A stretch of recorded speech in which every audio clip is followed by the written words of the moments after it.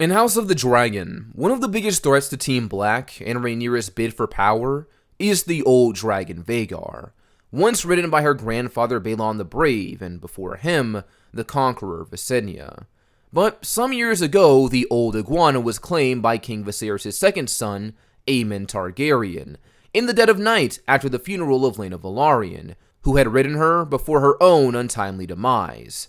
Vhagar is a beast to be feared, and with a volatile rider on her back, there is arguably no limit to the damage that she could cause at a moment's notice. A lot of the time in Season 2, the Blacks hesitate to make aggressive plays because of the sheer fear that this dragon instills. In her old age, Vhagar is effectively the biggest and most powerful dragon around, and the threat of her is so severe that even when outnumbering the Greens and viable fighting dragons, the Blacks still hold back. They fear taking losses, and Daemon, who is arguably the most experienced rider on the team, doesn't believe he can take her on alone, which leads him to the grand plan to take another dragon rider in an attempt to assault Vhagar and take her down after the death of his stepson Lucerys. To do this, he seeks out Princess Rhaenys, who refuses to fly with Daemon to take out this threat, because she needs rest, doesn't respect Daemon's authority, and really just doesn't see the point in this conflict.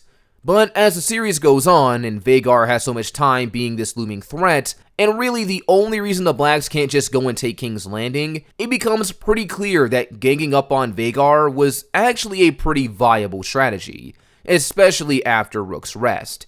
Meleys alone was able to grapple with and even outmaneuver Vhagar, and in the books it's even noted that if Aegon hadn't showed up, Meleys and Rhaenys actually stood a chance at taking down the One-Eyed Prince and his war machine. So it begs the question, what if she had listened to Daemon? How could the story have changed if the two of them flew to King's Landing to kill the oldest dragon alive?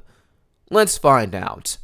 The story opens the same way it did before. Rhaenys having patrolled the farthest parts around the areas of Driftmark and Dragonstone, and monitoring the blockade around the Gullet without getting too close to King's Landing, before finally making her way back onto friendly ground to rest and replenish again. Daemon, our problematic consort king, walks into the Dragonmont and demands Rhaenys take her mount up again.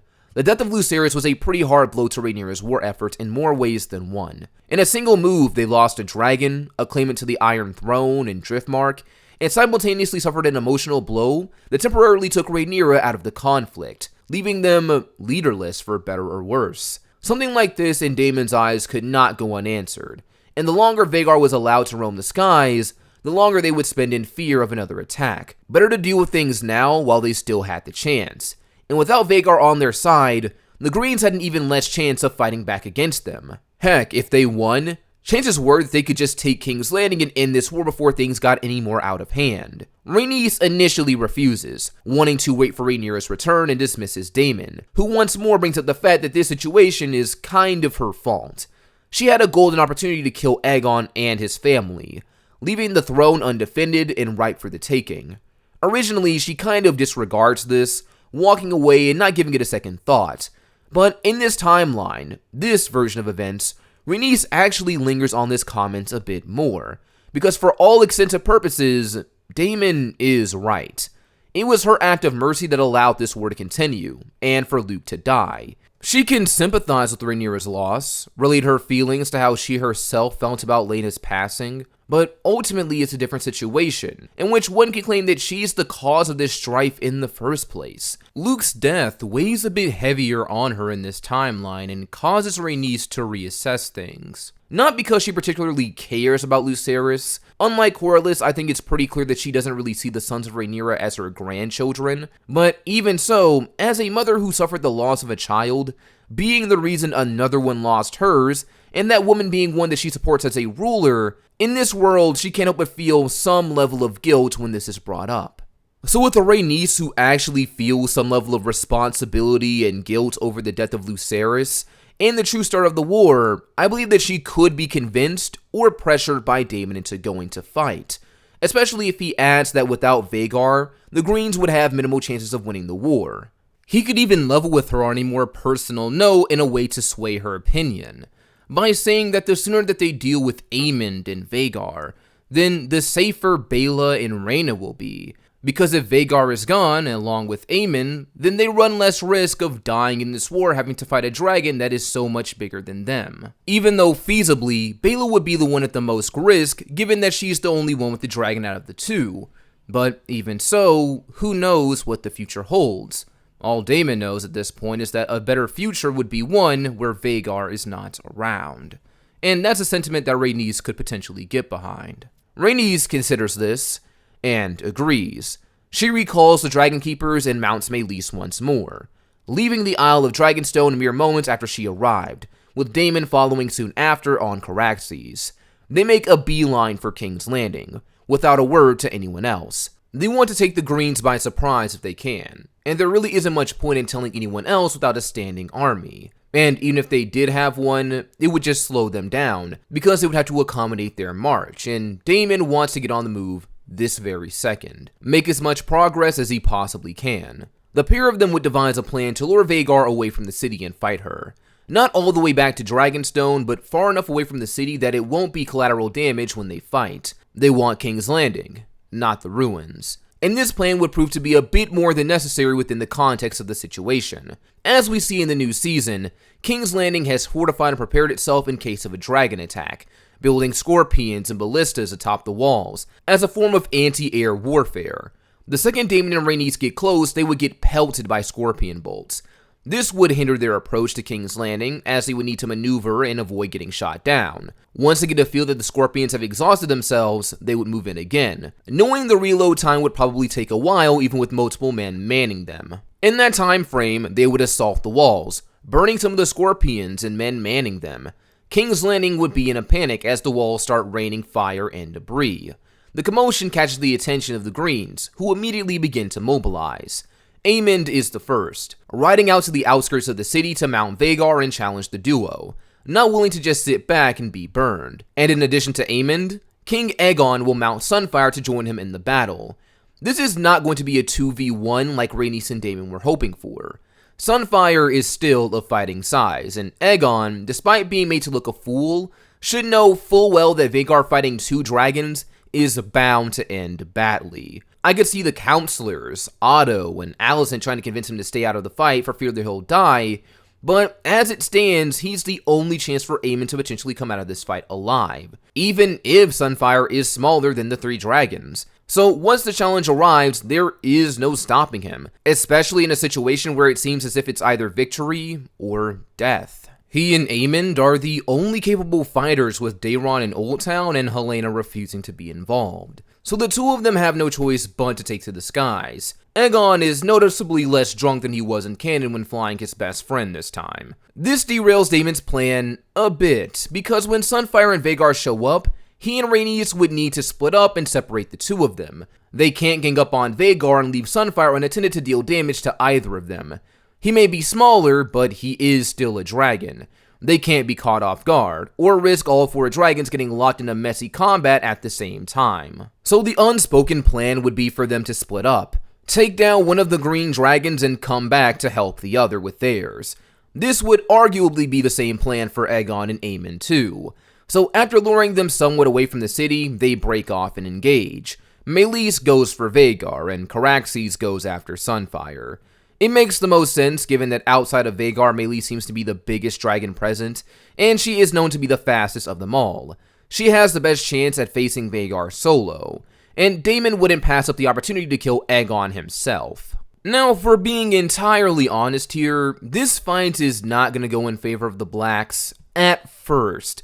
The reason I say this is because of the condition of each dragon, mainly Meleys. With Meleys breaking off to fight Aemond, she is at way more of a disadvantage than she was in canon. Having patrolled the blockade, flown back to Dragonstone, then immediately flying the distance to King's Landing without resting or feeding, she is not in peak condition while fighting Vhagar.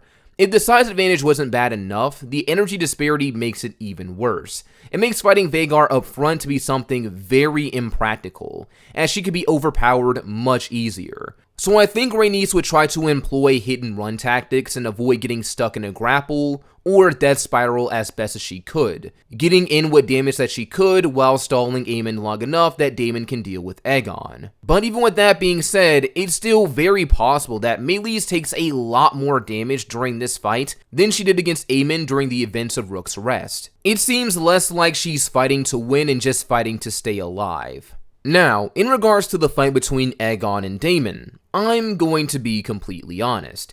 In a situation like this, despite his experience as a dragon rider, I don't see Daemon just coming in and one-shotting Aegon. He is going to put up a fight. In fact, I think that Aegon would put up much more of a fight against Caraxes than he did Meleys. Either way, it's a bad matchup considering the size of the dragons in comparison to his own, and the experience of the riders, but I actually think that he will last a bit longer in this scenario. The reason I say this is because even against Meleys, who is arguably the biggest dragon on Team Black's side, at least during that segment of Season 2, Rhaenys still doesn't just kill Aegon the second they get into a fight. Meleys beats up and injures Sunfire, but the dragon still fights back, and is even able to escape close-quarter confrontations with her, even if he gets chased down and forced back into them later though. This would be the same case with Caraxes, and I actually think during the initial confrontation with Sunfire, he would actually do less damage to him than Meleys did. Based on the simple fact that Caraxes as a dragon has less ways to do damage in general, which may sound odd, but trust me, it makes a lot of sense,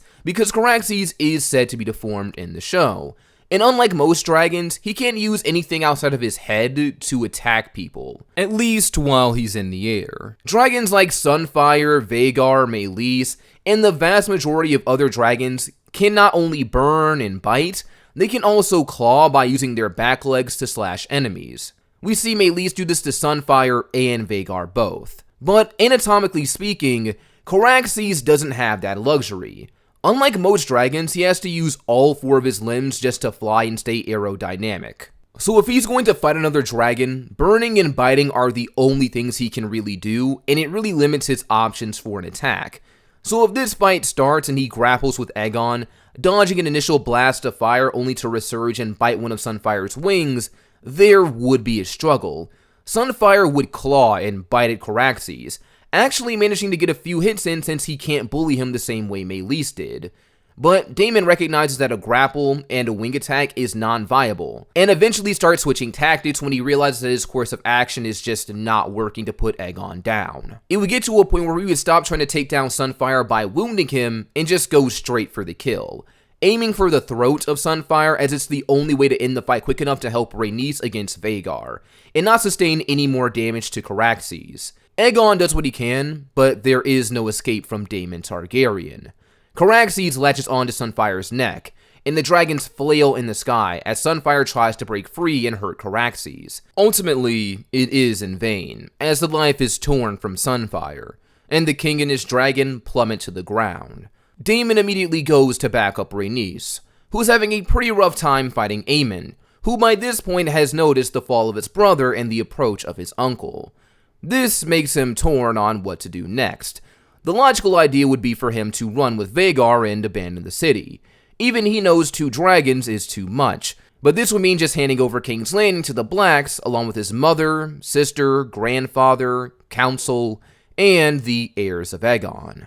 This would be a devastating blow to the war efforts and his own image, as the rider of the greatest dragon in the world has to run away. But let's say that even if he wants to run, he can't.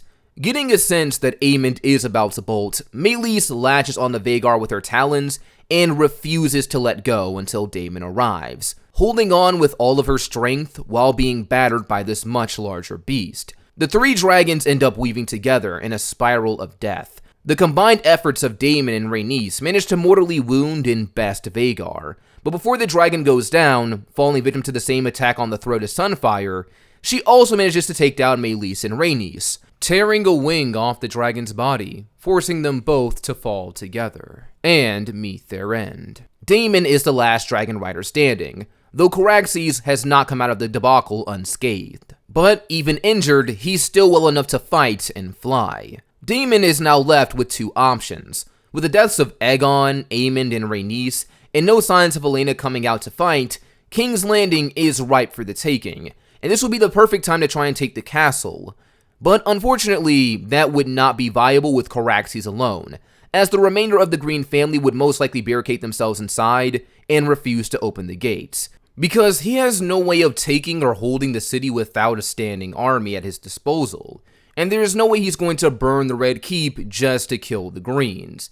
And the moment he gets off Caraxes, the soldiers still loyal to House Hightower could just jump him. Or the second he got close, he could be pelted with arrows or something. So unless he had help from the inside, like from gold cloaks who were still loyal to him, and could open up the castle gates, which they most likely wouldn't even be around to do, and then Daemon has no real reason to suspect that any of the gold cloaks are still loyal to him after all these years under Otto Hightower and the Greens. Then Daemon would be forced to retreat and come back later, perhaps with men from the Valyrian fleet, as they're the only viable option of securing the city and forcing out the Greens. So he flies back to Dragonstone as fast as he can, and spreads the word of what happened, and immediately takes the reins of the operation. The news of Rhaenys' death would take everyone by surprise, especially Corlys, who would have been notified by Baela flying to Driftmark, who would be furious that Daemon got his wife killed and is now asking to take the throne. But no one would have the time to grieve, because this is a golden opportunity to take King's Landing, and the longer they delay without a reasonable force to secure the city, the more time Aegon's family has to escape. So Team Black would mobilize, consisting of Daemon, Corlys, Baela, and Rhaenyra, who will say made her way back home during this time. And Jacaerys is still making his way back to Dragonstone from Winterfell. Rhaenyra does not have time to mourn Lucerys, as she would be dragged into taking the city of King's Landing by Daemon. She would want to grieve and hold a ceremony for her son, but circumstances require otherwise. But in the time it takes to get everyone ready, from the riders to the men of Corlys, and getting them close enough to attack the city, I think it would be too late. In all of that time, the Greens would have found a way to smuggle themselves out of the city, and by the time the Blacks arrive, the capital is ripe for the taking. So Rhaenyra Targaryen is allowed to take her father's throne without any contest. But with the Greens in the wind and no real way to track them down, I believe she has no choice but to just sit pretty for the time being. I could only imagine what a whirlwind of emotions this would be for her. Her son died, and she just found definitive proof of his death. And before she can even properly grieve that loss and say goodbye, she comes home to find out her husband and mother-in-law basically fought the war for her, getting rid of two of her greatest competitors, one of them being the man who killed her son, albeit at the cost of a valuable dragon and rider. I can't help but feel that this victory would ring hollow for Rhaenyra, because so much is happening at once, and she really isn't given the time to process it. And then on the other hand, I'm sure she would also feel undermined and disrespected, because in Season 2, Rhaenyra doesn't like how she's perceived by the people around her, and how they look down on her as incapable. So to have her husband circumvent her authority and basically win the war without her involvement, it really doesn't set a good example for her moving forward. People will forever associate the fall of King's Landing with Daemon, while she was off doing who knows what. People already struggle to take her seriously, and to basically have her war won for her would not bode well. I could see this forming a rift between husband and wife. Even though Daemon did a good thing in helping her win, it just doesn't change the fact that this gives people more reason to cast doubt on her reign, and her capability to be a queen. And outside of that, she really can't fully enjoy this win anyway based on the emotional turmoil that she's had little time to sit with. She'll also take a dig at Daemon, saying that technically the job isn't finished because the remnants of Aegon's line managed to escape, and there's still Daeron in Old Town with his dragon Targaryen. Daemon would want to make moves as soon as possible to rectify that and stop people from rallying around him or the boy Jaehaerys. But as it stands now, the Greens can't hope to face them openly with only Targaryen, and Helena refusing to fight as well. So they have time to figure things out when it comes to how they proceed. Victory for Team Black is basically guaranteed in this timeline. Unless some unfortunate tragedy visits them, as it often does the Targaryen family. But that's all I have for you guys today. I hope you all enjoyed it. Don't forget to like, subscribe, tell me your thoughts down below, and I will see you all next time.